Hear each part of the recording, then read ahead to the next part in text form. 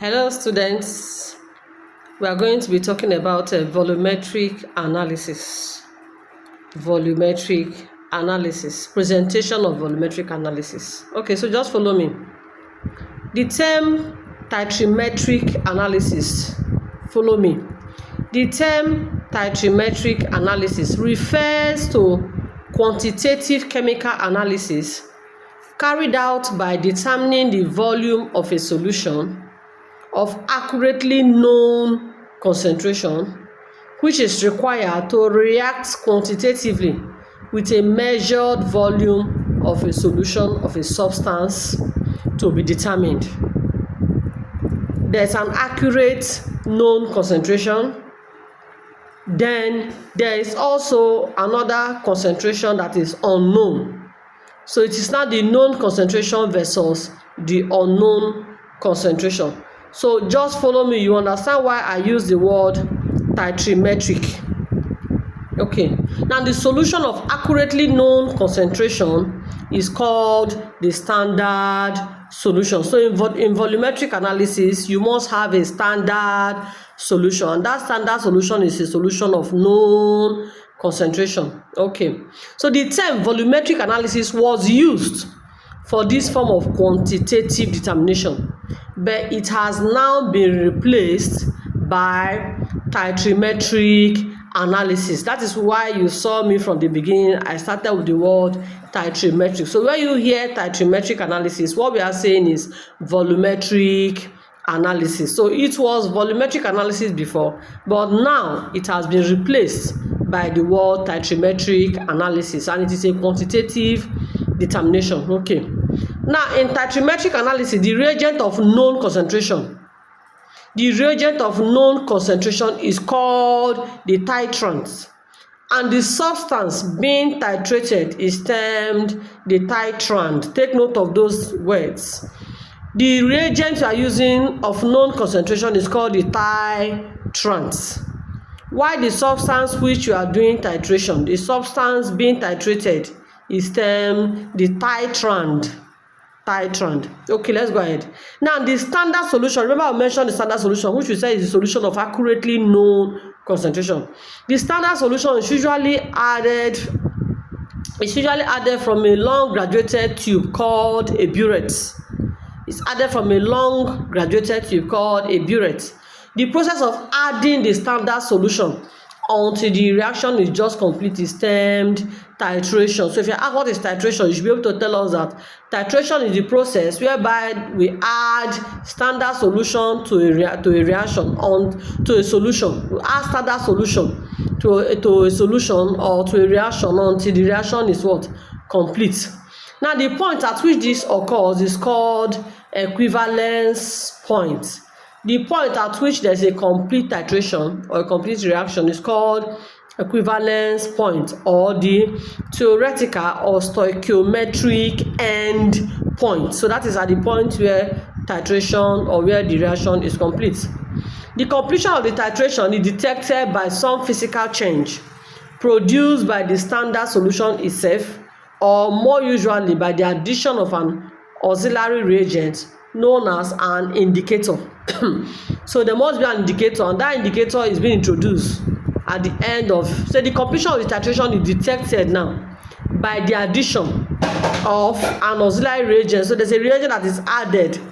So that reagent at the end of the day is what now tells us if the titration is complete, and that reagent is known as an indicator.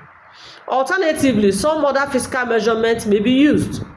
After the reaction between the substance and the standard solution is practically complete, the indicator should give a clear visual color. Indicators have their colors. So at the end of the titration, the indicator will give you a clear visual color, either a color change or the formation of turbidity in the liquid being titrated.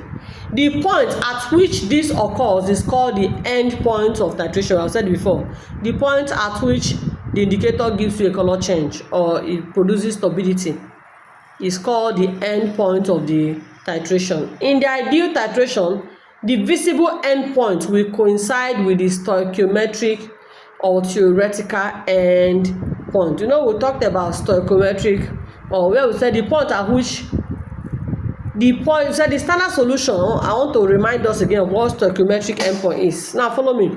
The standard solution is usually added from a long graduated tube called a burette. The process of adding that standard solution until the reaction is complete is called titration itself.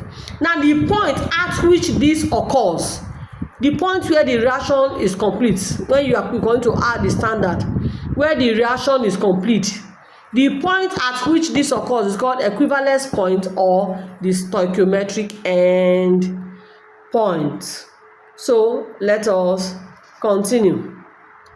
We said the point at which this occurs is called the endpoint of titration. In the ideal titration, the visible endpoint will coincide with the stoichiometric or theoretical endpoint. In practice, however, a very small difference usually occurs, and this represents the titration error. In practice, however, a very small difference usually occurs, and this represents the titration error. The indicator and experimental conditions should be so selected that the difference between the visible endpoint and the equivalence point is as small as possible. That error should be as small as possible. So for use in volumetric analysis, a reaction must have the following conditions. 1, there must be a simple reaction which can be expressed by a chemical equation. There must be a simple reaction which can be expressed by a chemical equation.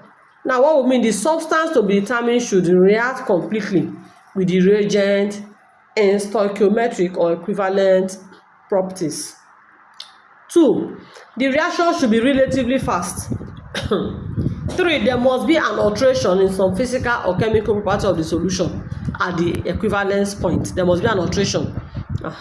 4, an indicator should be available. There must also be an indicator should be available which by a change in physical properties, either color formation or precipitate, which is the turbidity we talked about, should sharply define the end point of the reaction. So it's the indicator now that will tell us that you've gotten to the end point.